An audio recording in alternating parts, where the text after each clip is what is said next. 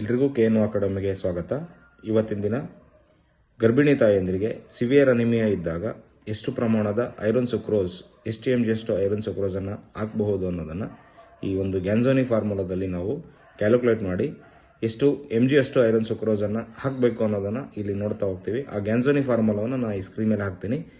Total ಒಟ್ಟಾಗಿ ನಮ್ಮ ಸರ್ಕಾರದ ಸಪ್ಲೈಯಲ್ಲಿ ಟೋಟಲ್ 100 mg ಅಷ್ಟು ನಮಗೆ ಐರನ್ ಸುಕ್ರೋಸ್ ಅವೈಲೇಬಲ್ ಇರುತ್ತೆ. ಇನ್ನು ಪ್ರೈವೇಟಲ್ಲಿ ಕೂಡ 200 mg ಅಷ್ಟು ಐರನ್ ಸುಕ್ರೋಸ್ ಅವೈಲೇಬಲ್ ಇರುತ್ತೆ ಒಂದು 5 ml ಆ್ಯಂಪುಲಲ್ಲಿ. ಸೊ ಇದು 100 ml ಇದ್ದಾಗ ಎಷ್ಟು mg ಅಷ್ಟು ಹಾಕಬೇಕು ಮತ್ತು 200 mg ಇದ್ದಾಗ ಎಷ್ಟು ಆ್ಯಂಪುಲ್ ಅಷ್ಟು ನಾವು ಐರನ್ ಸುಕ್ರೋಸನ್ನು ಇನ್ಫ್ಯೂಸ್ ಮಾಡಬೇಕು ಗರ್ಭಿಣಿ ತಾಯಂದ್ರಿಗೆ ಅಂತ ಈ ಒಂದು ಫಾರ್ಮುಲಾದ ಮುಖಾಂತರ ನೋಡ್ತಾ ಹೋಗೋಣ.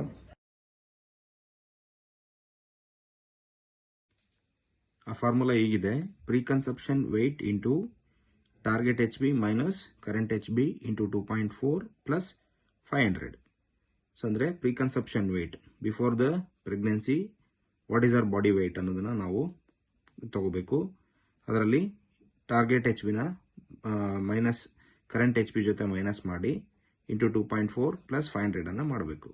ಇಲ್ಲಿ ಟಾರ್ಗೆಟ್ HB ಬಂದು ನಾವು 11 ಅಂತೇಳಿ ಅವರೇಜ್ ತಗೋತೀವಿ. ಯಾಕೆಂದರೆ ಒಬ್ಬ ಪ್ರೆಗ್ನೆಂಟ್ ಲೇಡಿಗೆ ಅವರೇಜ್ 11 ಅಷ್ಟು HB ಇದ್ದಾಗ ಅದನ್ನು ನಾರ್ಮಲ್ ಅಂತೇಳಿ ಕನ್ಸಿಡರ್ ಮಾಡ್ತೀವಿ.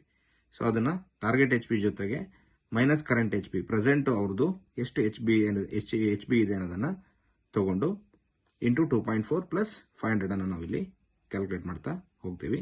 ಟೋಟಲ್ ಆಗಿ ಎಷ್ಟು ಆನ್ಸರ್ ಬರುತ್ತೆ ಅದನ್ನು mg ಲೆಕ್ಕಕ್ಕೆ ನಾವು ಕನ್ವರ್ಟ್ ಮಾಡ್ಕೋಬೇಕಾಗುತ್ತೆ. mg ಲೆಕ್ಕಕ್ಕೆ ಕನ್ವರ್ಟ್ ಮಾಡ್ಕೊಂಡು ಒಂದು ಪ್ರೆಗ್ನೆಂಟ್ ಲೇಡಿಗೆ 100 mg ಅಷ್ಟು 100 mg ಆ್ಯಂಪುಲ್ ಆದರೆ ಎಷ್ಟು ಆ್ಯಂಪುಲ್ನಷ್ಟು ನಾವಿಲ್ಲಿ ಇನ್ಫ್ಯೂಸ್ ಮಾಡಬೇಕು, ಅಥವಾ 200 mg ಆ್ಯಂಪುಲ್ ಆದರೆ ಎಷ್ಟು ಆ್ಯಂಪುಲ್ ಅಷ್ಟು ನಾವು ಇನ್ಫ್ಯೂಸ್ ಮಾಡಬೇಕು ಅನ್ನೋದನ್ನು ನಾವಿಲ್ಲಿ ಕ್ಯಾಲ್ಕುಲೇಟ್ ಮಾಡ್ಕೋತೀವಿ. Thank you.